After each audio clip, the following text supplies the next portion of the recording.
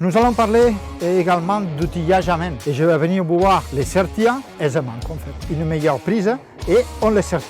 Là j'étais sur du M5 acier et je les sertis assez aisément comme.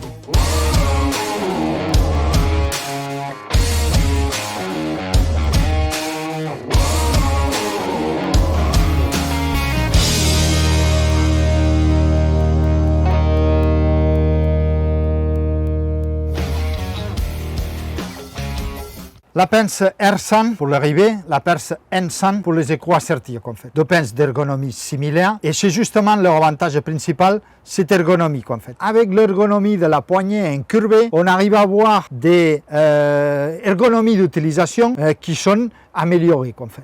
Par rapport aux deux outils. Le système de fonctionnement de l'une comme dans l'autre, c'est exactement le même système de fonctionnement que sur les pinces à une main que vous connaissez. En fait. Ce que l'on a changé, c'est cette ergonomie de la poignée en faisant que la prise en main de l'outil est un peu améliorée. En fait.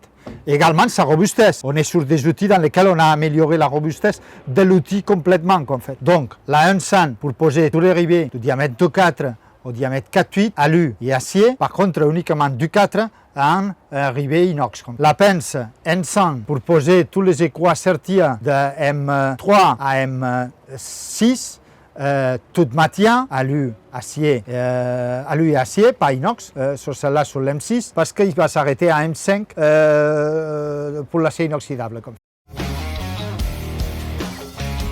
Ici, pour accéder au mort, on a souvent les nez de pose qui sont logés dans la poignée. Là, on les a logés également dans la poignée. On peut les accéder plus rapidement. Et les nez de pose, on peut les dévisser. On l'a fait avec une texture un peu rugueuse, de façon qu'on peut les dévisser plus aisément. En fait. L'accès au mort, elle se fait par l'avant. Donc, au lieu de le faire par l'arrière, comme dans toutes les pinces à une main, de chez nous, comme chez d'autres, hein, c'est toujours tout par l'arrière. Là, sur une pince à une main, on accède au mort par l'avant, en fait.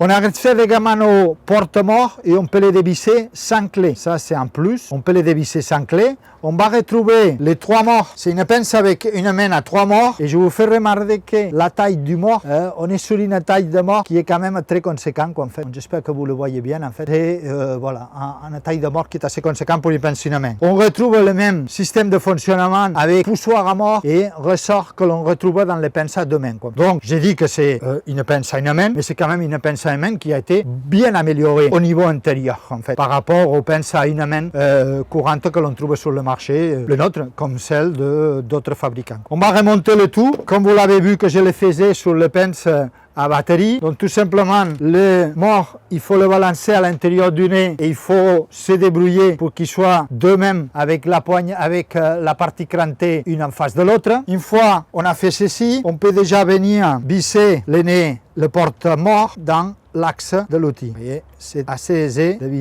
visser. On doit pousser un peu pour comprimer le ressort et après, tout simplement, on arrive à le visser. Petite vérification du ressort, tout va bien. Et on peut venir visser le porte-nez sur l'outil. On le visse uniquement d'un ou deux filets qu'on fait. Et ensuite, après, on vient visser le nez de pose. Le nez de pose, c'est le nez de pose en diamètre 4,8. Donc, il a la longueur adaptée au diamètre 4,8. Je prends un rivet en diamètre 4,8. Je le rentre dans le nez de pose et il ne rentre pas parce qu'il bute contre le mort. Donc, en fait, je visse le porte-nez, je le visse, je fais des quarts de tour pour le visser. Et qu'est-ce qui va se passer à l'intérieur? C'est qu'en vissant, il va arriver un moment dans lequel le nez de pose va pousser le mort. Et en poussant le mort, ils vont s'ouvrir assez pour le laisser passer. C'est-à-dire, vous allez voir qu'il va vraiment, voilà, là le rivet il est tombé. Donc je donne juste 1 ou 2 mm de plus pour m'assurer qu'il ne va pas bien passer. Et je verrouille avec le contre. Une fois que j'ai verrouillé, j'ai mon rivet qui est dans l'outil de pose et je vais venir voir les sertis aisément en fait.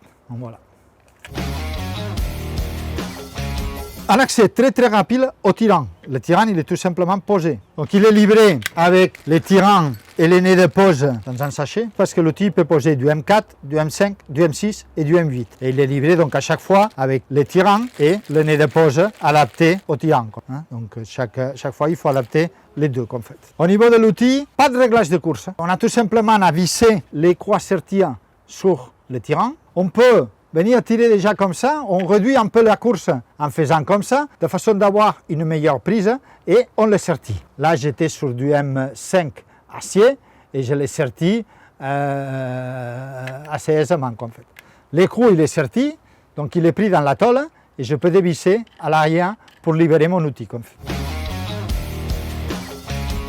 Si jamais vous pensez qu'un outil à une main, ça sera trop dur pour vous, ben à ce moment-là, vous passez plutôt dans nos gammes innovation sur la référence N200 pour les écrous Certia et la référence R200 pour le Rivec. Donc voilà, que ce soit avec l'ergonomie de la poignée incurvée ou que ce soit avec la petite taille, donc N200 pour la N100, là vous aurez quand même l'outil adapté à quel qu'il soit l'écrou Certia que vous avez à poser quand vous faites le choix de le poser avec un outil à main.